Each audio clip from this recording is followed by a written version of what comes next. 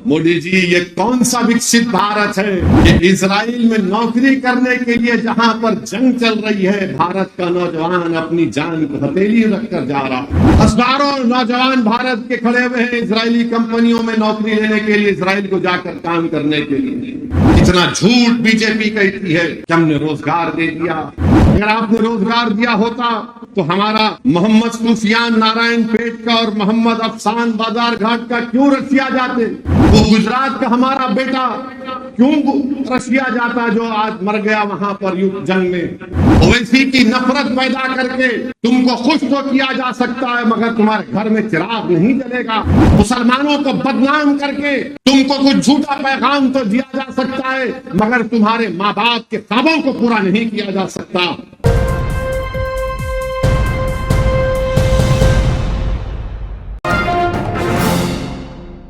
आज बीजेपी के पास दिखाने को कुछ भी नहीं है। बीजेपी के पास दिखाने को कुछ भी नहीं है। बेरोजगारी नौजवानों का मुकद्दर बन गया।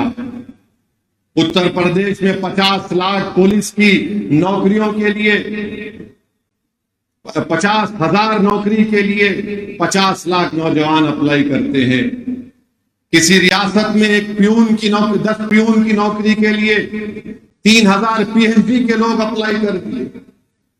भारत में सबसे ज्यादा अगर नौजवानों बेरोजगारी पूरी दुनिया में है तो वतन अजीज भारत में, और उनमें सबसे ज्यादा बेरोजगार हैं तो पढ़े लिखे लोग हैं। अब बताइए, भारत के वजीर आजम ने क्या किया, मोदी ने क्या किया? तो बोलेंगे भाइयों बहनों अच्छे दिन आ गए, विकसित भारत हमने कर दिया, भारत का नाम रोशन हो गया पूरी दुनिया में। नरेंद्र मोदी से हम कहना चाहेंगे कि आपने रोजगार नहीं दिया बल्कि बेरोजगार बना दिया नौजवानों को आपने। आप सोचिए थोड़ी देर के लिए कि इजराइल 30,000 फलस्तीनियों को शहीद कर दिया गाजा में। 20 लाख की आबादी में 13 लाख बेघर हो गए लोग। उस 30,000 में 16,000 बच्चे मर गए। पीने का पानी नहीं है, खाने को खाना नहीं है, अस्पताल में दवाएं नहीं है। और ये गाजा के गरीब फलस्तीनी इजराइल में जाकर काम करते थे, क्योंकि इजराइल उन लोगों को काम करने नहीं दे रहा है, गाजा और वेस्ट बैंक के फलस्तीनियों को। तो इजराइल नरेंद्र मोदी से कहता है कि हमको भारत से नौजवान दिलाओ। मोदी जी, ये कौन सा विकसित भारत है कि इजराइल में नौकरी करने के लिए जहां पर जंग चल रही है, भारत का नौजवान अपनी जान को हथेली रखकर जा रहा है। आपने रोजगार दे दिए। हजारों नौजवान भारत के खड़े हुए हैं इजरायली कंपनियों में नौकरी लेने के लिए, इजराइल को जाकर काम करने के लिए। कितना झूठ बीजेपी कहती है कि हमने रोजगार दे दिया। कहां रोजगार दिया आपने? अगर आपने रोजगार दिया होता तो हमारा मोहम्मद सुफियान नारायण पेट का और मोहम्मद अफसान बाजार घाट का क्यों रसिया जाते? वो गुजरात का हमारा बेटा क्यों रसिया जाता जो आज मर गया वहां पर युद्ध जंग में? मेरे भाई, बेरोजगारी बहुत बड़ा मसला है। मैं भारत के नौजवानों से अपील कर रहा हूं कि सोचो, सोच समझ कर वोट डालो। याद रखो, अगर तुम बहकावों में आ जाओगे, जज्बात में आ जाओगे, तो 5 साल तुमको नौकरी नहीं मिली और 5 साल तुमको तकलीफ ना उठाना पड़े।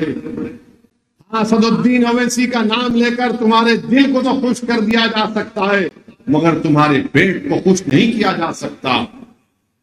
ओवैसी की नफरत पैदा करके तुमको खुश तो किया जा सकता है, मगर तुम्हारे घर में चिराग नहीं जलेगा। मुसलमानों को बदनाम करके तुमको कुछ झूठा पैगाम तो दिया जा सकता है, मगर तुम्हारे माँ बाप के ख्वाबों को पूरा नहीं किया जा सकता। हमारे मस्जिदों को शहीद करके तुम्हारे घर नहीं बन पाएंगे, याद रखो। मेरे अजीज दोस्तों और बुजुर्गों, ये बात सबको समझने की जरूरत है। मगर आज हम क्या देखते हैं कि हमारी शनाख्त को खत्म करने की कोशिश की जा रही है। मस्जिदों को हमसे छीनने की कोशिश की जा रही है। शरीयत पर अमल ना करे, यूनिफॉर्म सिविल कोड की बात की जा रही है। CAA के कानून के रूल्स को बनाकर हमको हमारे ही मुल्क में कागज दिखाने पर मजबूर किया जाएगा। मेरे भाई, ये बात मैं आपसे कह रहा हूं, ये आपको समझने की जरूरत है। और लोग मजलिस के मुखालिफिन बोलते, असद साहब अगर खामोश बैठ गए तो अच्छा होगा। अरे दीवाने, तेरा बाप जब तेरी माँ से निकाह करा तो अगर खामोश बैठता तो निकाह नहीं होता, बोलना पड़ा। तेरी अम्मा कबूल है तो तू पैदा हुआ दुनिया में, बोलना पड़ता ना। निकाह जब हुआ, निकाह जब होता है, काजी से शादी जिसकी हुई, ससुरे का हाथ तुम्हारे हाथ में, गंवाए रहते, काजी साहब पूछते कबूल है? उम्र दूल्हा बोला काजी साहब बोलते क्या होगा इसको, डेफ एंड डम तो नहीं है बेचारा। काजी साहब फिर पूछते कबूल है? बोलना पड़ता कबूल है। तो ससुरा हाथ दबाता है, हाँ।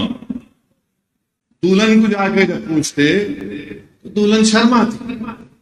तो दुल्हन की खामोशी को रजामंदी भी तस्वुर करते, दूल्हे की खामोशी को रजामंदी तस्वुर नहीं करते। तो अगर दूल्हे है तो बोलना पड़ता, लड़ेंगे,